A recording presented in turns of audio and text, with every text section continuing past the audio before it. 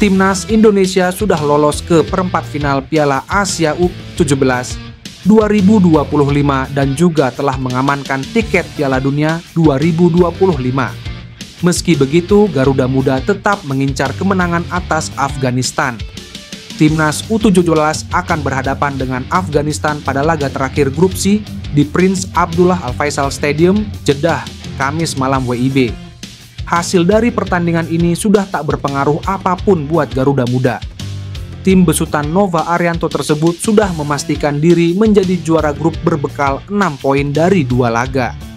Pasalnya, Timnas U17 sudah unggul head-to-head atas Korea Selatan dan Yaman, yang praktis hanya bisa menyamai perolehan poin tanpa bisa menyalip posisi di laga terakhir.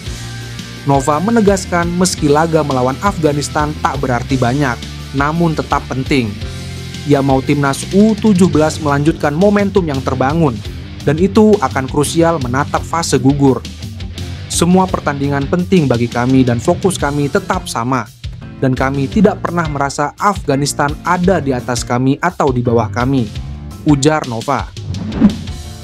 Laga Timnas Indonesia kontra Cina dalam matchday ke-9 grup C putaran ketiga kualifikasi Piala Dunia 2026 zona Asia di SUGBK Jakarta Pusat pada 5 Juni 2025 mendatang diperkirakan dibanjiri supporter.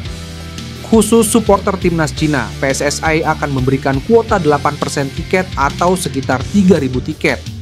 PSSI lewat PT Garuda Sepak Bola Indonesia atau GSI telah memberitahu Federasi Sepak Bola Cina terkait jatah tiket untuk pendukung tamu. PSSI bakal memberikan batas waktu kepada CFA untuk mengambil alokasi tiket itu kepada pendukung Cina. Namun belum menentukan tanggalnya. Ya, kami sudah komunikasi ke pihak Cina, ke federasi mereka.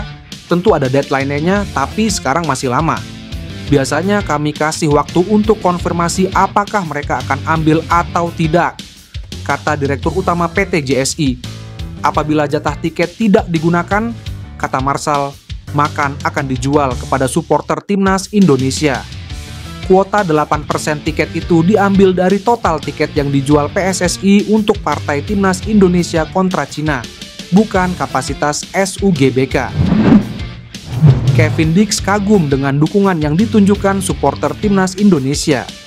Bagi bek FC Copenhagen itu, totalitas dukungan yang ditunjukkan supporter Indonesia sudah berada di level tinggi. Kevin Dix sudah 2 kali main di JBK. Pertama saat Timnas Indonesia kalah 0-4 dari Jepang pada November 2024. Lalu ketika menang 1-0 atas Bahrain pada 25 Maret 2025. Bahkan, pemain 28 tahun itu juga kagum melihat banyaknya supporter Timnas Indonesia di Sydney. Diperkirakan ada lebih dari 5.000 supporter yang hadir saat pasukan Patrick Kluivert kalah 1-5 pada 20 Maret. Tapi Dix merasa jumlahnya lebih dari itu. Ya, itu pengalaman lain lagi. Kami bermain di Australia dan rasanya seperti bermain di kandang sendiri.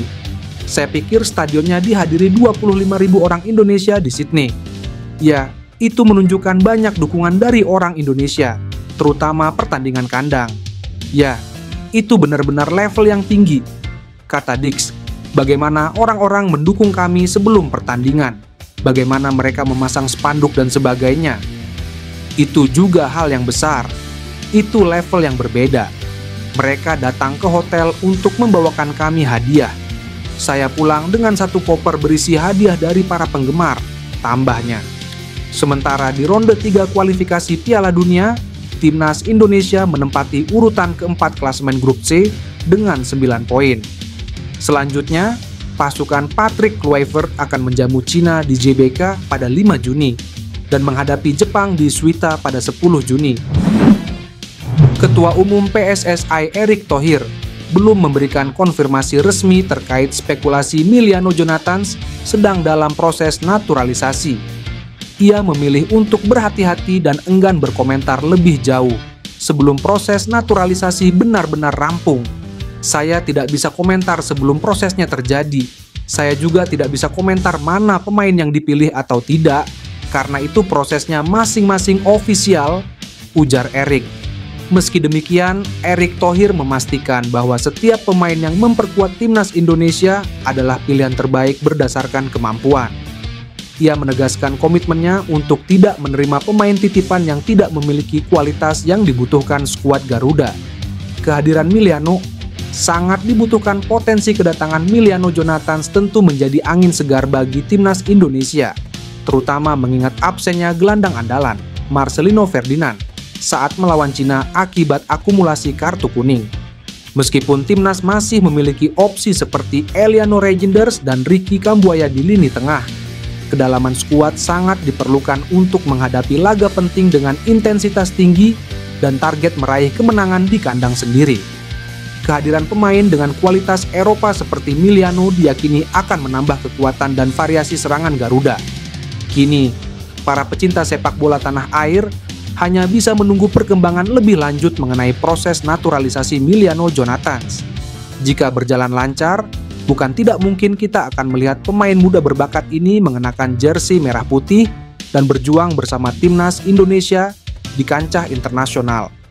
Masyarakat Turki bujuk Jadon Oosterwolde agar tidak bela timnas Indonesia sempat menarik perhatian pencinta sepak bola tanah air. Pasalnya, nama Jadon Oosterwolde memang tengah dikaitkan menjadi salah satu pemain keturunan yang masuk radar PSSI.